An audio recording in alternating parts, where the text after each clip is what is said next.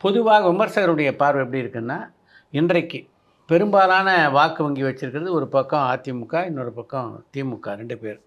இது நீங்களா பார்த்தீங்கன்னா, மத்த கட்சிகள்லாம் சேர்ந்தா ஒரு 10% அதிகபட்சமா இருக்கும் அப்படின்னு நினைக்கிறாங்க. இது போக ஒரு 30% ஓட்டு வந்து வெளியில இருக்கு. யாருக்கும் ஓட்டு போடாம அவங்க இருக்காங்க. அவங்கெல்லாம் புதிதாக ஒருத்தர் வரணும்னு எதிர்பார்க்குறாங்க. அப்படி யாராவது வந்தா அவர ஆதரிக்கணும் அப்படின்ற முடிவுல இருக்காங்க அப்படின்றது தான் ஒரு விமர்சனமா இருக்கு பல பேருக்கு. இவங்கலாம் விஜய் ஆதரிக்க வாய்ப்பு இருக்கு அப்படின்னு ஒரு கருத்து இருக்கு. அத நீங்க எப்படி பார்க்குறீங்க?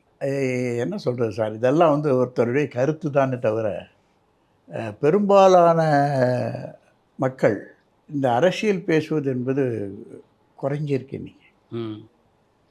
தொலைக்காட்சியிலேயே பார்த்தீங்கன்னா, பல கொலைகளை பத்தி இப்போ சீரியல்ல காட்டிட்டு உட்காந்துருக்காங்க. அரசியல் அம்சம் ரொம்ப கம்மியா இருக்கு. இந்த அரசியல் அம்சம் கம்மியா போனதுக்கு காரணமே இன்னைக்கு இருக்கக்கூடிய சமூக சூழ்நிலை, ம். பொருளாதார நிலைமைகள் வந்து கம்மியா இருக்கு.